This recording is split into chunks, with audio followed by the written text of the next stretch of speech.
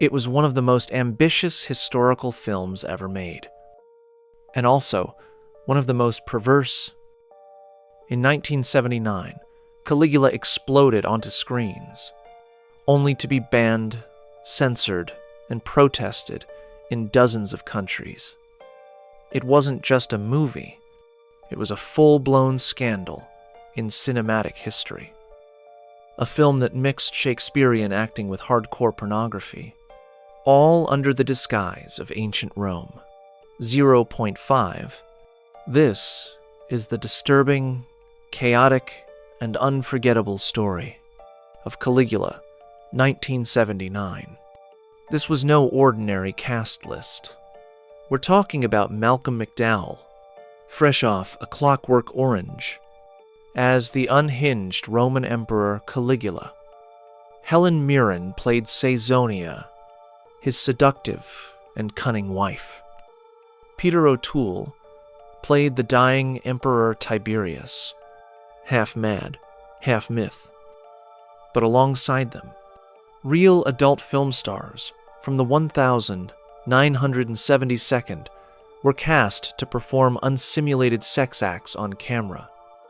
Yes, real, unsimulated. On screen, Caligula is the young heir to the throne of his great uncle, Emperor Tiberius. One morning, a blackbird flies into his room. Caligula considers this a bad omen. Shortly afterward, one of the heads of the Praetorian Guard, Naevius Sutorius Macro, tells Caligula that Tiberius demands his immediate presence at Capri, where the emperor lives with his close friend Nerva, Caligula's dim-witted uncle Claudius, and Caligula's cousin, Tiberius's grandson, Gemellus. Fearing assassination, Caligula is afraid to leave, but his sister and lover Drusilla persuades him to go. At Capri, Caligula finds that Tiberius has become depraved, showing signs of advanced venereal diseases and embittered with Rome and politics. Tiberius enjoys swimming with naked youths and watching degrading sex shows that include deformed people and animals. Caligula observes with fascination and horror. Tensions rise when Tiberius tries to poison Caligula in front of Gemellus. Nerva commits suicide, and Caligula tries to kill Tiberius, but loses his nerve. Proving his loyalty to Caligula, Macro kills Tiberius instead with Gemellus as a witness. After Tiberius's death and burial, Caligula is proclaimed the new emperor, then proclaims Drusilla as his equal, to the apparent disgust of the Roman Senate. Drusilla, fearful of Macro's influence, persuades Caligula to get rid of him. Caligula sets up a mock trial in which Gemellus is intimidated into testifying that Macro murdered Tiberius, then has Macro's wife Ennia banished from Rome. After Macro is executed in a gruesome public game, Caligula appoints Tiberius's former advisor Longinus as his personal assistant, while pronouncing the docile senator Correa as the new head of the Praetorian Guard. Drusilla tries to find Caligula a wife among the priestesses of the goddess Isis, the cult they secretly practice.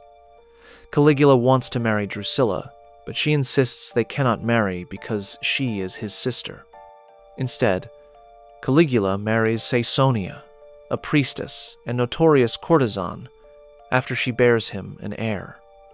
Drusilla reluctantly supports their marriage. Meanwhile, despite Caligula's popularity with the masses, the Senate expresses disapproval for what initially seemed to be light eccentricities.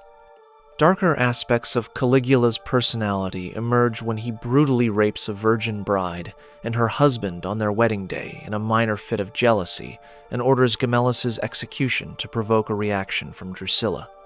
After discovering that Caesonia is pregnant, Caligula develops a severe fever. Drusilla nurses him back to health. Just as he fully recovers, Caesonia bears him a daughter, Julia Drusilla. During the celebration, Drusilla collapses with the same fever he had had. Soon afterward, Caligula receives another ill omen in the form of a blackbird. Despite his praying to Isis out of desperation, Drusilla dies from her fever. Initially unable to accept her death, Caligula has a nervous breakdown and rampages through the palace, destroying a statue of Isis while clutching Drusilla's body. Now, in a deep depression, Caligula walks the Roman streets, disguised as a beggar. He causes a disturbance after watching an amateur performance mocking his relationship with Drusilla. After a brief stay in a city jail, Caligula proclaims himself a god and becomes determined to destroy the senatorial class, which he has come to loathe. The new reign he leads becomes a series of humiliations against the foundations of Rome. Senators' wives are forced to work in the service of the state as prostitutes. Estates are confiscated. The old religion is desecrated, and the army is made to embark on a mock invasion of Britain. Unable to further tolerate his actions, Longinus conspires with Chaerea to assassinate Caligula. Caligula enters his bedroom where a nervous Caesonia awaits him. Another blackbird appears, but only Caesonia is frightened of it. The next morning, the two rehearse an Egyptian play. Claudius becomes suspicious of Chaerea and follows him to the event.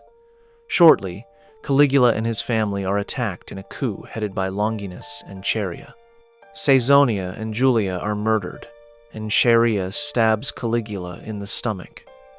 With his final breath, the emperor defiantly whimpers, "I live," as Caligula and his family's bodies are thrown down the stadium stairs.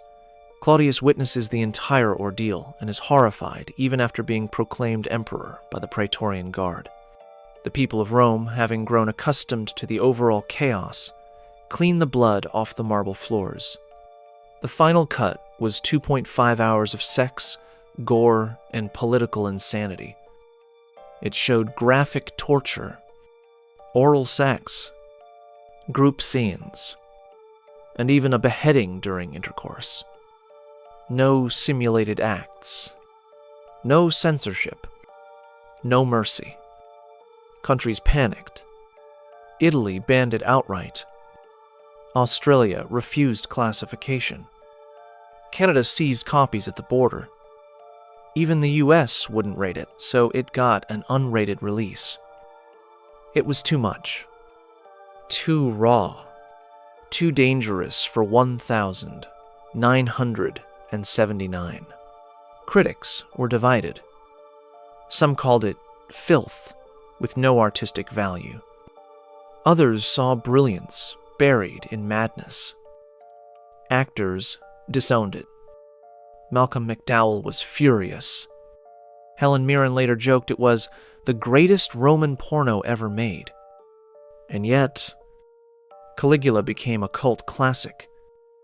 It made millions, inspired underground filmmakers, and still gets re-released, debated, and censored to this day. Few films push the line between art and obscenity like this one. So was Caligula a misunderstood masterpiece? Or just softcore disguised as cinema? A daring film about power? Or a vanity project gone off the rails? You decide. But one thing's for sure. It may have been banned, but it was never forgotten. For more banned film documentaries, follow or subscribe the channel.